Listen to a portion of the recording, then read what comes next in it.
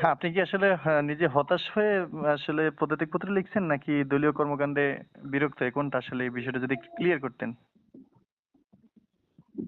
আমি আমার জীবনে কোনোদিন হতাশ হইনি, এটা আচ্ছা, আচ্ছা, প্রথম কথা। আচ্ছা, হতাশ শব্দটা আমি বুঝি না। আচ্ছা। মানুষের চলার পথে ভালো মন্দ থাকবেই, হ্যাঁ, হ্যাঁ। হতাশ শব্দটাই বুঝি না আমি আসলে। একটা বলছি যে আসলে কেন পদত্যাগ পত্রটা দিলেন এই মুহূর্তে এসে আরকি? একদম স্পষ্ট লিখছি, ব্যক্তিগত এবং আদর্শগত কারণে স্পষ্ট লিখছি আমি। আমি হ্যাঁ, কিন্তু কথাটা লেখা প্রয়োগ করছি, কি কারণে করলাম। আচ্ছা, এখানে তো লেখা এখন আছে আপনি কোন? যদি বলেন আমি হতাশ, আমি কেন হতাশ হবো? না, না, আমার ব্যক্তি কিছু জীবনে মিডিয়াতে আমার হতাশ দেখেন, বলতে কোনো শব্দ নাই। কিছু বলেন, মিডিয়াতে বলেন। মানে শিরোনামটা এরকম আসছে যে বিএনপির কর্মকাণ্ডে হতাশ হয়ে তিনি পদত্যাগ পত্র করছেন। ভাই আপনি যদি আরো বাড়াই দেন আমার তো আমি তো আর আপনার না করুন না। না, ওইটাই আমি এখন আপনার কাছ থেকে আপনি এই জন্যই ফোন দিচ্ছি যে আপনার কাছ আপনি থেকে সঠিক আপনি তথ্যটা আপনি জানতে চাই আমি। যদি জি। আপনি যদি আর একটু বাড়ায় লেখেন আমি যদি করার আছে আমার, না। আমি আমার বিষয়টাকে স্পষ্ট করছি।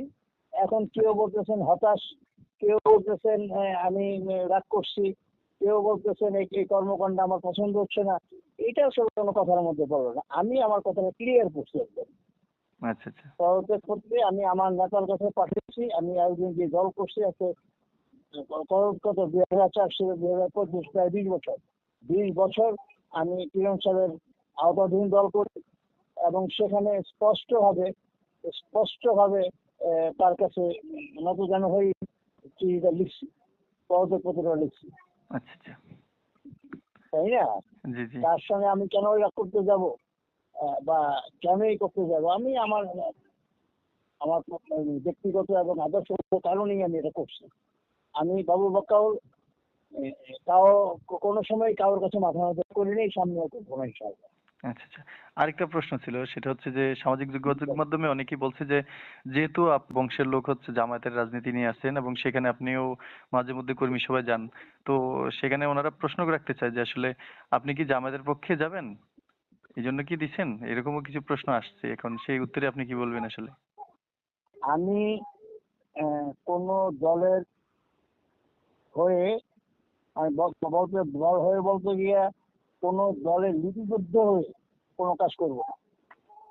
আচ্ছা, আচ্ছা। কথাটা ক্লিয়ার করতে বুঝতে পারছি আপনাকে। জি, জি। কোনো দলে আমার নাম লিপিবদ্ধ করে কোনো কাজ করবো না। আচ্ছা, তাহলে কি আমরা ধরে নিব যে আপনি রাজনীতি থেকে ইস্তফা দিলেন? রাজনীতি থেকে তো ইস্তফা দেওয়ার কিছু নাই রে ভাই। কারণ আমি আজকে 20 বছর যাবৎ চেয়ারম্যানই করছি। আমি 11 বছর একটানা চেয়ারম্যানই করছি। আচ্ছা। আমার একটা বলয় আছে।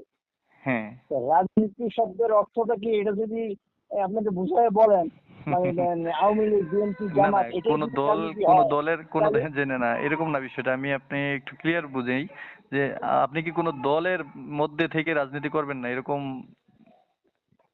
আমি আমি দলের মধ্যে যাবোই না। আমি আচ্ছা, আমার নিজের বলয় দিয়ে কাজ করবো। আমার আচ্ছা, নিজে থেকে বলয় আছে। আচ্ছা, আচ্ছা, এই জন্য আসলে ফোন দেয় আপনাকে।